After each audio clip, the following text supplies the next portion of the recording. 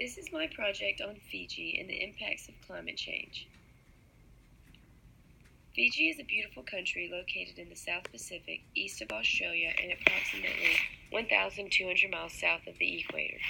Fiji contains 322 islands, some being tiny coral cays, while 105 of them are inhabited.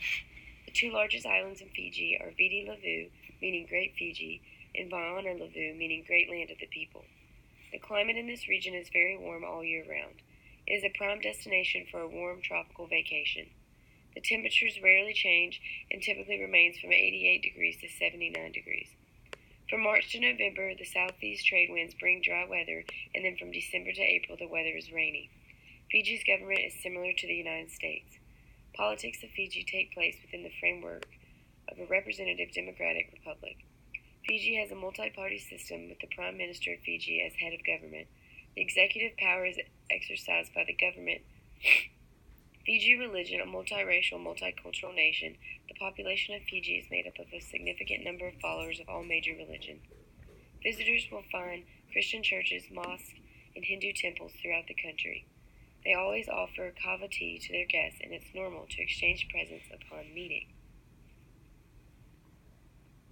Fiji contains a large amount of volcanic islands that are highly susceptible to cyclones and floods. Some parts of the country, especially those on low-lying outer islands, could be made inhabitable by sea level rise and increased storm surges. According to the World Bank report, climate threats to Fiji's society and economy include higher rates of disease as average temperature rises, increasingly destructive storms as ocean gets warmer, and weather patterns become more severe. On Fiji's main island of Viti Levu, these factors are expected to contribute to economic damages up to $52 million per year, or roughly 4% of Fiji's gross domestic product.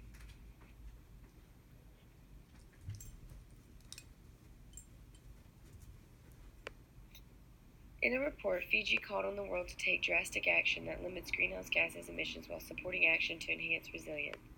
It notes that Fiji has limited capacity to manage those risks itself, and that investments from other nations was needed.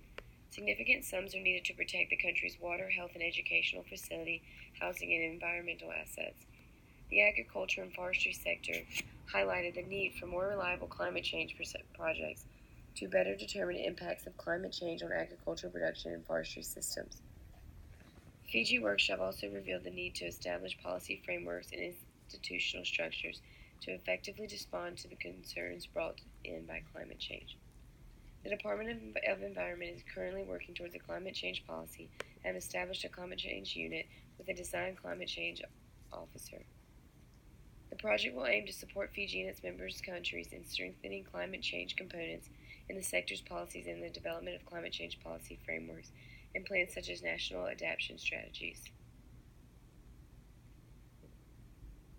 In January of 2009, Fiji experienced its worst floods ever. The flooding resulted in an estimated loss of more than $100 million and the loss of 11 lives. The agricultural and infrastructure sector were the worst hit. The agriculture of Fiji is so essential to the community's everyday lives. Here are the sources that I have provided for my information. Thank you. This is my